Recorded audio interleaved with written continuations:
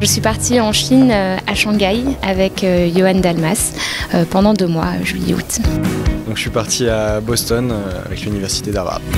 Donc je suis parti une première fois en Chine, à Shanghai, et une seconde fois à Boston, aux États-Unis. Au Chili, à Temuco, donc c'est vers le milieu, on va dire, du Chili. Je suis parti à l'étranger dans le but déjà de découvrir une nouvelle culture, parce que je suis quand même parti en Amérique du Sud, et puis nouvelles techniques, d'autres moyens de soigner les gens, de passer par d'autres techniques tout simplement. Pour découvrir autre chose, voir comment on faisait la médecine là-bas et puis pour avoir une expérience à l'international. Parce que c'est une culture qui m'a toujours beaucoup attirée. C'est vrai que la plupart des gens ont une vision de la Chine assez négative. Et j'ai toujours été attirée par la médecine traditionnelle notamment. Le fait que les Chinois intègrent complètement la médecine traditionnelle à leur vie. Alors j'ai décidé de partir pour faire de nouvelles découvertes, voir quelles pouvaient être les différences de système de santé, différences de pratiques.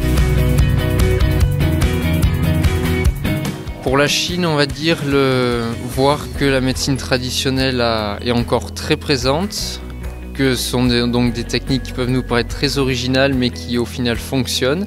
Donc ça a été intéressant de voir comment ça pouvait marcher. Ça nous a permis aussi de voir qu'on peut réussir un bon mélange entre médecine moderne et médecine traditionnelle pour encore mieux prendre en charge certaines maladies. Ça a été en quelque sorte une révélation pour moi sur peut-être ce que je voudrais faire plus tard.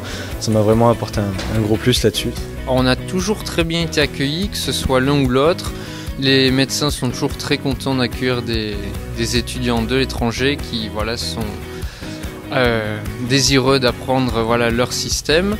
Et donc les stages se sont tous les deux très bien passés, que ce soit à partie hôpital mais aussi à côté, car à chaque fois les facs se sont démenés pour nous faire soit des cours à côté. Le système de médecine chinoise ressemble quand même beaucoup au nôtre, mais ça m'a demandé une faculté d'adaptation et une nécessité d'aller vers l'autre qui, je pense, m'a donné confiance en moi et m'a appris beaucoup de choses. J'ai découvert une nouvelle culture, une autre façon de penser, et puis aussi les Chiliens ils sont très accueillants.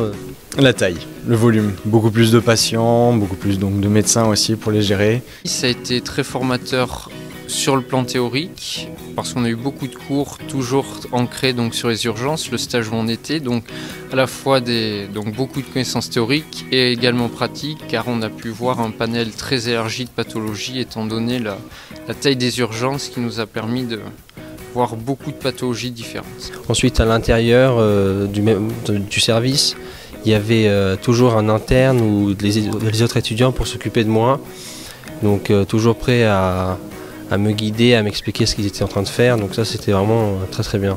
Vraiment c'est un autre aspect de la vie, du patient, de la médecine qui m'a beaucoup plu et que je pense intégrer à ma pratique plus tard.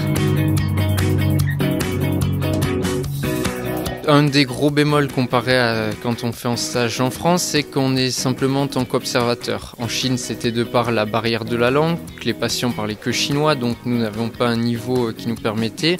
Et aux États-Unis, c'était donc à cause des assurances, donc simplement observateur. Donc ça, on va dire, c'est le petit point négatif comparé à un stage en France. Le fait qu'il y ait quand même un choc culturel énorme et que parfois on se sente un petit peu perdu, un petit peu seul du fait de la barrière de la langue, du fait d'habitudes qui ne sont pas forcément les nôtres. Les Chinois sont des gens très ouverts et en même temps qui peuvent parfois paraître un peu rudes, un peu fermés, et c'est pas toujours évident. J'ai un petit peu pris de retard et pour les partiels ça a été juste, mais tout est passé donc ça allait. Après il a fallu compenser sur les mois qui ont suivi, mais c'est vrai que là-bas on a un peu moins bossé qu'on aurait bossé ici, je pense. On sait qu'il y a énormément d'obésité et pour un geste qui fait toujours très peur chez nous qui est la ponction lombaire. Donc là-bas aux États-Unis, étant donné les très grands obèses, ils sont obligés d'utiliser des aiguilles de plus de 30 cm de long pour atteindre la moelle. Et donc ça m'a vraiment limite choqué de voir qu'on pouvait utiliser des instruments aussi gros justement pour arriver au diagnostic. Certains venaient pour des vraies affections, des affections rhumatologiques, ils venaient se faire de l'acupuncture, et d'autres venaient pour une perte de poids. Enfin, je trouvais que c'était assez amusant. Premier patient, c'était plaie par balle, il avait pris 8 balles, donc pour un petit Français c'était un peu surprenant, et le premier patient, ça m'a mis dans le bain direct.